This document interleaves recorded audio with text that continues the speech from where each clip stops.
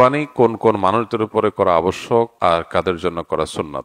হজের সময় হাজিরা যে কোরবানি করে সেটার পাশাপাশি কি তাদের দেশেও কোরবানি করতে হবে? কোরবানি কোন কোন মানুষদের উপরে করা আবশ্যক আর কাদের জন্য করা সুন্নাত?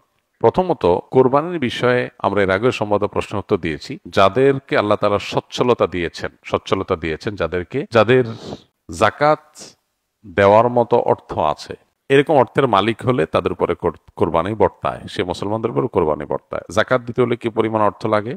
52.5 ভরি রূপার মালিক হওয়া লাগে। 52.5 বলা ভরি রূপার মূল্য বর্তমান বাজারে 80-85 হাজার, প্লাস মাইনাস, কম বেশি, এর কাছাকাছি।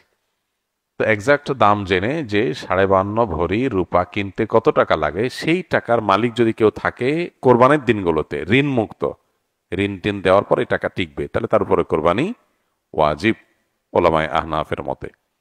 অন্যান্য অনেক ইমাম অবশ্য কোরবানিকে সুন্নত বলেছেন। তো যাদের উপরে কোরবানি ওয়াজিব তারা ছাড়া বাকি যারা আছে, তারা যদি অল্প টাকা আছে সেখান থেকে তিনি কোরবানি করেন, তার জন্য কোরবানিটা সুন্নত থাকবে না, সেটা তার জন্য নফল হয়ে যাবে। এরপরে প্রশ্ন হলো, হজের সময় হাজিরা যে কোরবানি করে সেটার পাশাপাশি কি তাদের দেশেও কোরবানি করতে হবে?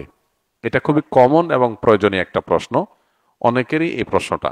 হজের সময় হাজিরা হজ করতে গিয়ে হজের অংশ হিসাবে যে কোরবানিটা করে, এটা আসলে দমে শকর। এটাকে আমরা কোরবানি বলি, কিন্তু এটার নাম মূলত দমে শকর। দমে শকর মানে কি? আল্লাহর কাছে এই যে হজ করার সুযোগ হয়েছে, ওমরা করার সুযোগ হয়েছে, সেজন্য শুকরিয়া আদায় করে একটা পশু জবে করা, এটাকে বলা হয় দমে শকর। শুকরিয়া আদায় করে পশু জবে। আর কোরবানির দিন অর্থাৎ ঈদের দিন যে জবে করা হয় কোরবানি হিসেবে, এটা সেটা না। যার কারণে হাজী সাহেবরা ওখানে মক্কাতে যেটা জবাই করেন সেটা হলো দমে শকর, সেটা হজের অংশ। আর কোরবানি যেটা একটা আলাদা ইবাদত, পশু জবে, ঈদের দিনের আমল, সেটা সকল সচ্ছল ব্যক্তিদের উপরে বর্তায়। সেই হিসাবে হাজী সাহেব সচ্ছল মানুষ হিসেবে দেশে তার তরফ থেকে অন্য কেউ সে কোরবানি করতে পারে, উনি চাইলে সেখানেও আলাদা করে কোরবানি করতে পারেন।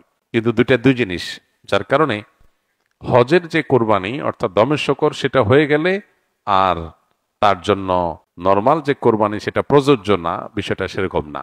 একই ব্যক্তি দুইটা তার উপরে প্রযোজ্য হতে পারে। একটা হলো হজেরটা যেটা দমে শকর, যেটাকে আমরা কোরবানি বলি, আর একটা হলো মূল কোরবানি। দুইটাই আলাদা তাকে করতে হবে।